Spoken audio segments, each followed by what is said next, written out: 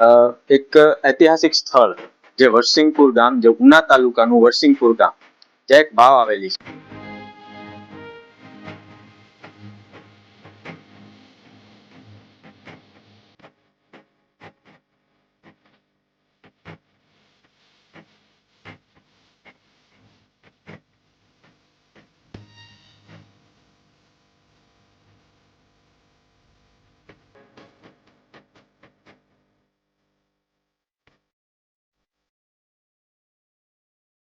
જૂની પુરાણી આ ગાવ છે, બહુ જૂનવાણી છે.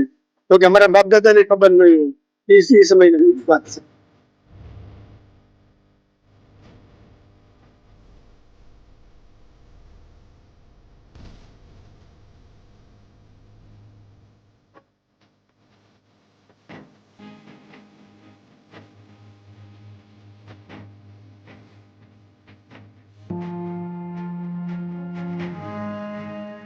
જેવું કે અમની પાસેથી જાણવા મળ્યું કે પાણી એમાં કોઈ દિવસ પાણી જે છે સુકાતું જ નહીં. દુષ્કાળ હોય કે ગમે તેવી પરિસ્થિતિ હોય, આની અંદર પાણી હોય છે. ગામમાં બીજી એક વાવ છે, એમાં કદાચ પાણી સુકાઈ જાય, પણ અહીંયા તો પાણી મળે જ.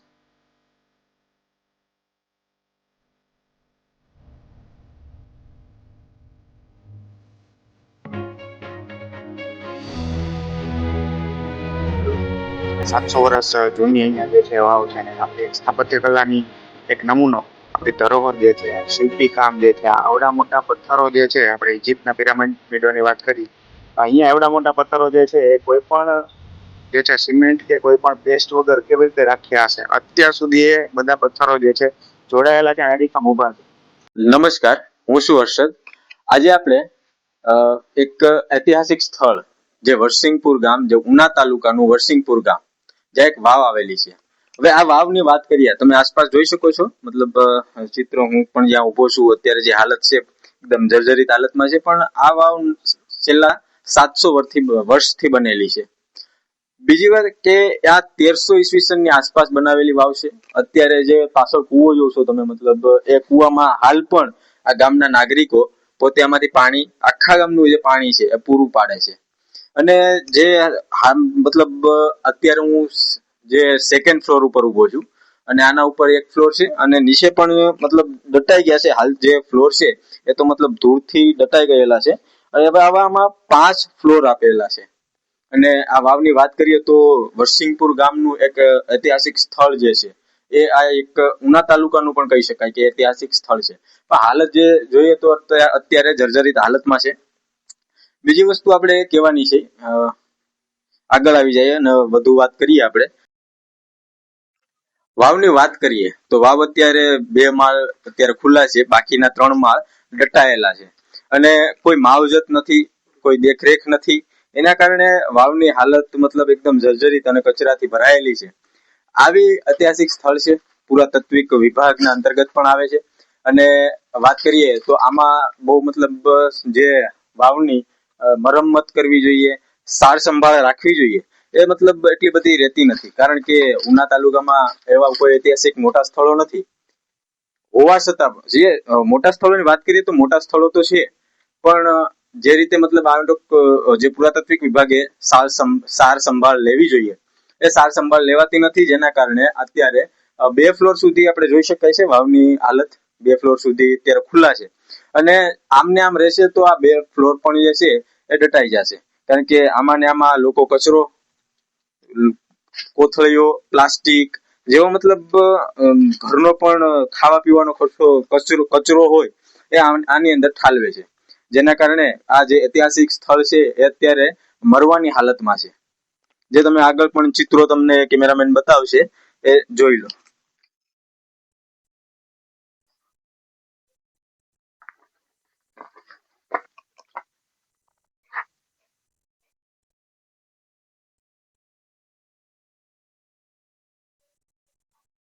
આ વાવના થોડા ઇતિહાસની વાત કરી લઈએ. તો ઇતિહાસમાં તમે જે રીતે જોઈ શકો છો, આ વાવની નકાશીઓ અને બાંધકામની વાત કરું તો ગુજરાતી શૈલીમાં બનાવેલું બાંધકામ છે. અને ઇતિહાસમાં જે રાજાઓ હતા, એ રાજાઓ પોતાની સુરક્ષા માટે આવી વાવોનું નિર્માણ કરતા. અને અહીંયા પાણીની પણ સગવડ આપેલી છે, અને આવા 5 ફ્લોર આપેલા છે. જેમાં મતલબ અત્યારે તો 2 ફ્લોર દેખાય છે અને એ પણ મતલબ ખબળીને તૂટેલા છે ને અહીંયા અમુક જે ખબળીને તૂટેલા છે એમાં તમે નકાશીઓ જોઈ શકો છો, કઈ કઈ રીતની નકાશીઓ આપેલી છે. મતલબ આપણને નજરે જોઈ અને ગમે એવી નકાશીઓ બનાવેલી છે. અને જે રીતે નાના નાના પગથિયાઓ ચડવા માટે આપેલા છે, મતલબ એક આ જે નકાશીઓ, પગથિયા, બનાવટ એ બધી વાત કરીએ ને તો મતલબ આખો દિવસ આપણે અહીંયા ફરી શકીએ એવી જગ્યા હતી. પરંતુ હાલ આ જે સ્થળની હાલાત જે છે એ હાલાત જોઈ અત્યારે બહુ મતલબ જર્જરિત થઈ ગઈ છે. આની સાર સંભાળ લેવી જોઈએ, એ લેવાતી નથી. પુરાતત્વિક વિભાગે પણ આનું જે મરમ્મત કરવી જોઈએ એ લોકો કરતા નથી, જેના કારણે આખું મતલબ જોઈ લઈએ આપણે ઉપરથી આવીને બતાવી દઈએ સીન. જેના કારણે જે આ વાવ છે અત્યારે એકદમ જર્જરિત હાલતમાં થઈ છે, તૂટવા અને પડવાની હાલતમાં આવી ગઈ છે.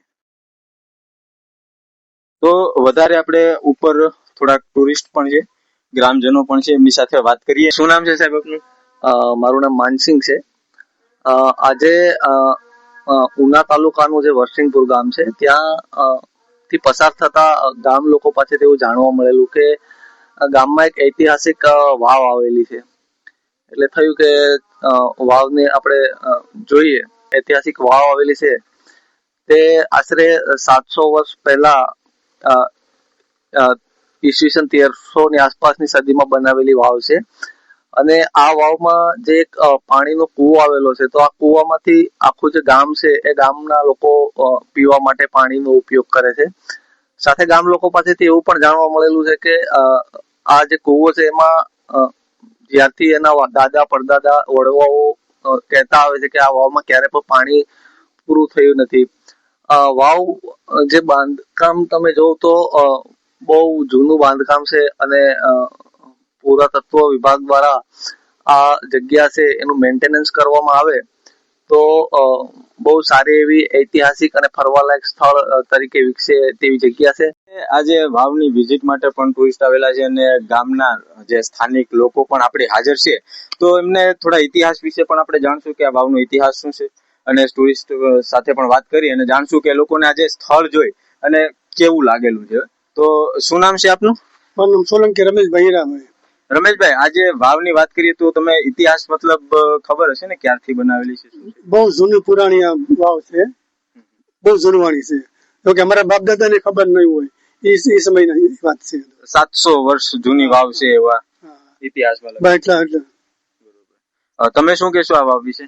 સાહેબ, આ વાવ છે વર્ષો પુરાણી વાવ છે. આના માટે મેં પુરાતત્વને જાણ પણ કરેલી હતી અને કાંઈ પણ આનું રિનોવેશન થાય તો એક પ્રવાસી સ્થળ તરીકે આનું ડેવલપમેન્ટ થઈ શકે એમ છે. જેવી કે રાણકી વાવ છે, તો આપણે જોઈએ તો એના આધારે જોઈએ તો એના જેવા શંખ ને બધું અહીંયા દર્શાવેલું છે. આટલી પુરાતત્વને પણ આટલી જાણ છે કે આનું કંઈક રિનોવેશન થાય તો ગામનો પણ કંઈક વિકાસ થાય અને ટુરિસ્ટ આવે અને આ મુલાકાત રોજગારમાં પણ કંઈક.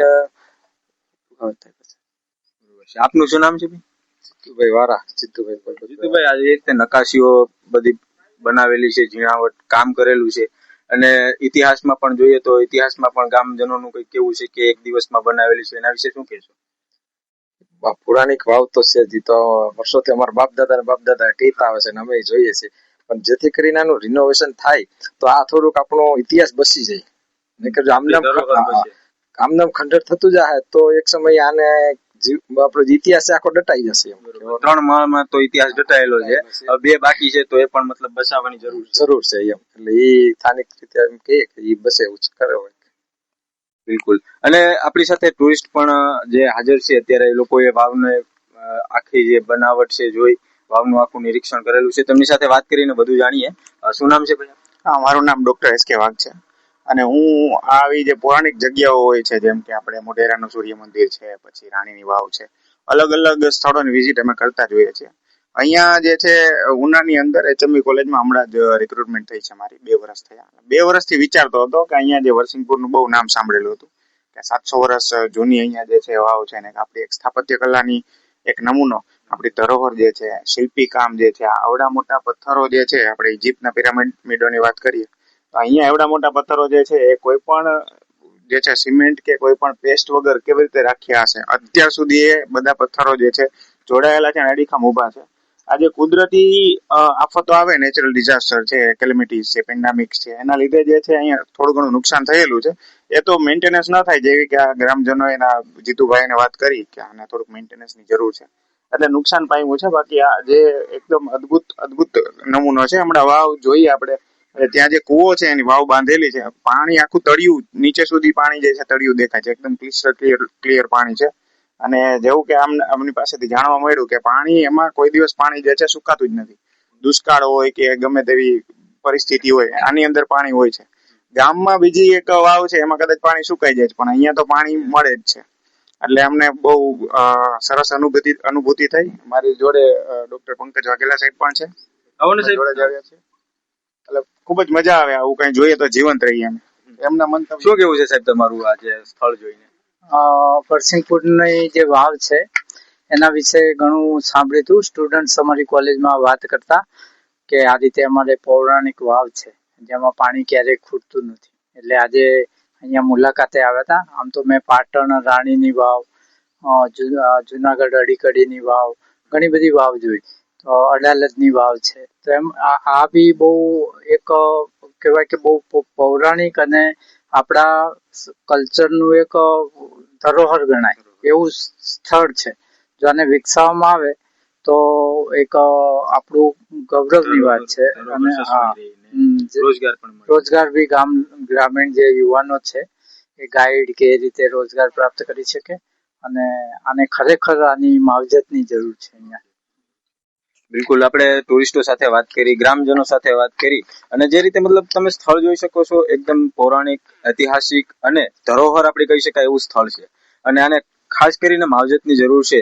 જે આપણા પુરાતાત્વિક વિભાગ છે એ આમની માવજત કરે અને આને એક ટુરિસ્ટ ડેવલપમેન્ટ સ્થળ તરીકે જો વિકસાવે તો આ ગામનો નહીં પણ ઉના તાલુકાનો વિકાસ થાય. કારણ કે ઉના તાલુકામાં એક માત્ર વાવ નથી, આવી તો મતલબ અનેકો વાવો છે જે અલગ અલગ ગામડાઓમાં આપણે જોવા મળે છે.